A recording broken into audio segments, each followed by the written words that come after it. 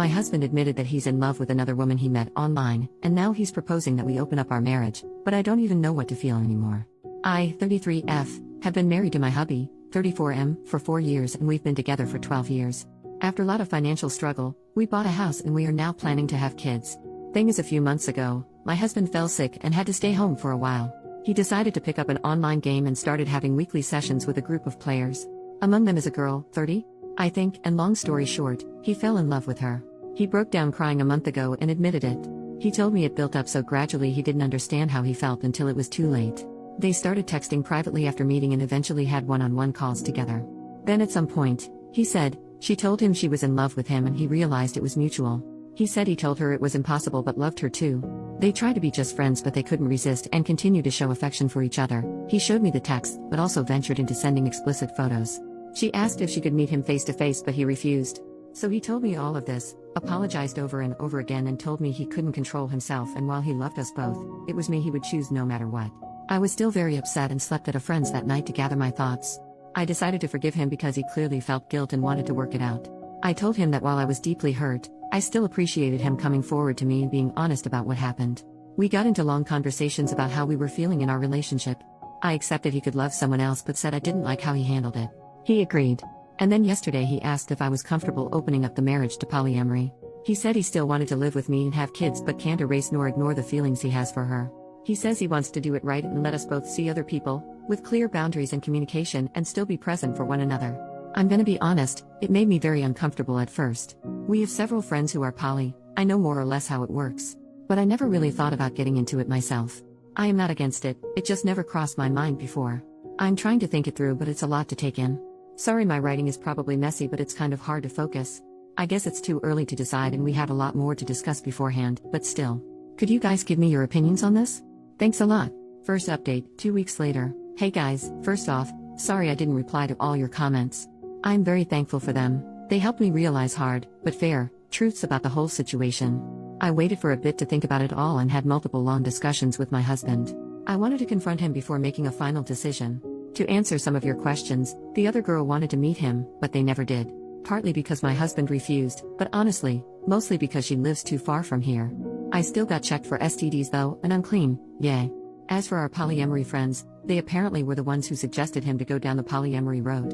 I stopped talking to them for now, I'll deal with the bigger problem first. I told him his actions hurt me deeply and that while I appreciated him admitting his affair, it was still infidelity. I told him what you guys said, that turning it into polyamory was merely green-lighting the affair after the fact. That polyamory should be built on mutual trust and communication, which he already broke. That I didn't feel respected. It destroyed him. He said he already knew, deep down, but didn't want to admit it, neither to me nor to himself. We both screamed and cried a lot. He finally admitted he wanted to open the marriage for selfish reasons. He is very sorry. He cut off contact with the other girl, let me fully access his computer and phone, and now wants to go to counseling to repair our relationship and marriage. He is showing me a lot of affection and attention since then, although he admits himself it's sometimes out of guilt, and not just out of pure love. And now I want to make it work too, but, am I? Or is it sunk cost fallacy? I don't know. Our first session is in 2 months, the earliest we could get, and every day I change my mind. Literally yesterday I wanted to leave him, while today I think it's worth giving it a try. Because we've known each other for so long, we understand each other on a very deep level, share a lot of interests, and have already built so much together. He was there for me during hard parts of my life. He took responsibility for his actions and is really trying. Plus, if I leave him, I'd have to start my life nearly from scratch, find a new place to live, go back into dating for the first time in 12 years. I don't want to lose everything. It sounds very hard and scary. Am I not too old for this? But at the same time, that's a form of denial, isn't it? It doesn't matter if those years were good, it's not going to be the same. Even if he gains my trust back, even if I forgive him, I'll never forget. I think he is genuinely remorseful, but isn't it too late for that? I'm too empathetic. Him being present now doesn't erase what was done. Do I want to stay not because I still believe in this relationship, but because don't have the strength to ask for a divorce? Because it's the easy choice, some kind of codependency? I have no idea. I can picture both paths clearly, and it's tearing me apart. I am lost, maybe even more than I was when I wrote my previous post. I've lost sleep and appetite, and I'm not sure I enjoy anything in my life anymore.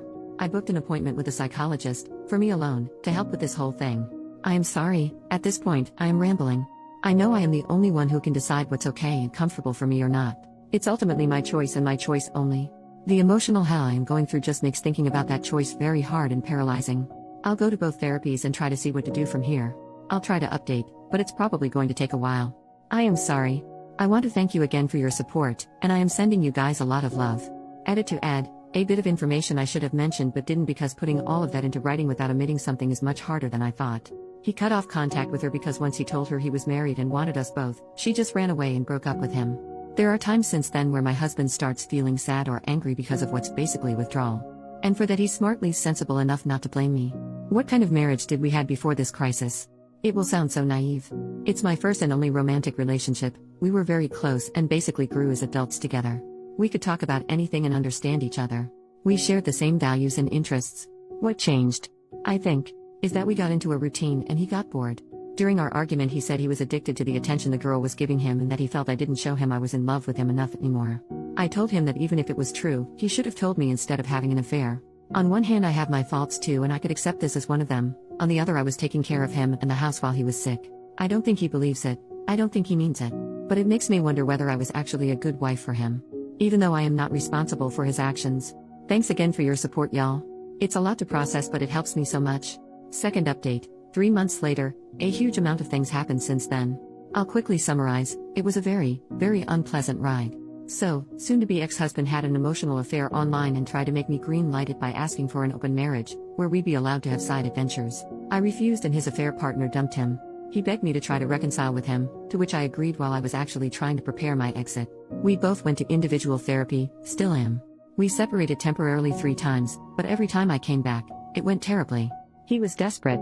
He kept trying to cross my boundaries, love-bombing me, playing the victim, asking to touch me even though I established I didn't want to, threatening to unalive himself if we were to divorce. I could go on and on. This made me finally realize, along with my therapist's help, a lot of self-reflection in my exchanges on Reddit, that I was in an abusive relationship, which is an important part, actually the most important part, of this update. Please look up definitions and examples of abuse, because I had no idea that what my husband had been doing all these years, even before the affair, counted as such. In his case it was psychological abuse, manipulation, gaslighting, guilt-tripping, blame-shifting, emotional blackmail. Nothing aggressive or mean. Which turned me into a very submissive partner over the years, always catering to his needs while erasing mine. I rationalized everything. It happened subtly and gradually and I was too naive to see it for what it was. His emotional affair and open marriage proposal were the natural continuity of that. Of course, the more I tried to get away from him, the more manipulative he got. Now that I was aware of it, I knew what he was doing, but fighting years of conditioning, even if you recognize it and succeed, is effing exhausting and disarming. So, earlier today, I brought a friend home to assist me. We sat down, the 3 of us, and I told my husband we were over and I handed him the papers. It might sound dumb but it's genuinely one of the hardest things I've ever done in my life. I was terrified. Yet he agreed. He repeatedly asked me if I was sure. He reminded me of the family we were planning to have and of our best memories together. Was it all for nothing? Apparently, yes. He was heartbroken, clearly mad and frustrated. But still he agreed. He signed them and went back to his parents for now. We still have to go through the whole procedure, separate our assets, decide what to do with the house and all. And he still wants us to go to marriage counseling. But right now, I feel free, for the first time in months. The last hours have been a mix of tears, celebration and godly, restful sleep. And I have to thank you guys again, because my first Reddit post was the wake-up call I needed to eventually, finally, get here. Better late than never I guess. Thank you so much. Lot of love to you all. New update, 3 more months later on October 27, 2024, my previous post should have been the final update. I wish. God I wish. But no, of course not. Of course it got worse, again. Screw my life. After my soon-to-be ex-husband signed the divorce papers, we went no contact, or at least, I tried to. He still sent me text messages, voice messages, and tried to call me multiple times. He even sent me a long letter full of statements such as, "I'm concerned that your mental health is deteriorating. I believe you need antidepressants to help you feel like yourself again," or, "Your trauma is understandable, but it probably makes you want to punish me by making irrational decisions, like divorce," or, "I am afraid you are surrounding yourself with questionable influences that have bad agendas. Please let me help you see it through." He claimed that the crisis was just as hard for him as it was for me. People told me he was escalating and that I should protect myself. I should have listened immediately, but I didn't react soon enough. Then he came to our street. He arrived uninvited and pleaded with me to give him a second chance. He said he wanted to be there for me and for us, insisting that he didn't deserve any of this. I started to feel distressed. He saw that I was unwell and wanted to comfort me, so he hugged me. But I didn't want to be touched. I'm pretty sure I told him no. I think I screamed no multiple times, but my memory is fuzzy. Either I misremember, or I did say no and he ignored it and didn't stop. I know it's just a hug, but it triggered a severe panic attack. He called emergency services, telling them he was worried about me because I wasn't myself. I had to ask the paramedics to make him leave. After that, he told me he was there for me if I needed him, but he thought we needed space. He contacted half our social circle to inform them that I was unwell and needed support: our mutual friends, my colleagues, our neighbors, my physician. People reached out of the blue to ask if I was okay. I became paranoid and unsure of who to trust anymore. Close friends, my therapist, and people here helped me see things more clearly. My lawyer filed a restraining order against him, but unfortunately, it was refused. Not enough concrete evidence of a threat apparently. I want to scream. We submitted a second request, which is currently being reviewed. In the meantime, I've moved into an apartment of my own. He doesn't know where I live. Hell, almost nobody does. I constantly wonder how he reacted when he found out. I'm still paying my half of the mortgage because nothing has been decided regarding our house yet. It's financially very hard for me, but I do feel safer. I am feeling much better, although I remain haunted by constant stress, sleep disorders, nightmares, nervous tics, random bursts of tears, and rushes of anxiety. My physician prescribed me sedatives. They do make it easier. I realize I'm isolating myself more and more. I try to fight it, but I'm really afraid that sensitive information could leak, even accidentally. I've started reaching out to my closest friends again, as much as I can. I'm trying to come back here on Reddit. I keep going to therapy, it's necessary. Because one part of me, the part he cultivated for so long, urges me to stop all of this and to go back to the house, cancel the restraining order, cancel the divorce, call him, apologize, and repair our relationship. It would be insane. I'm not going to do that though. I do not listen to that little voice. I don't.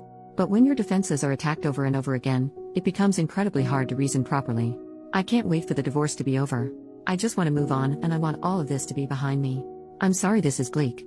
I wish I would have left sooner. I just hope this can help someone, anyone.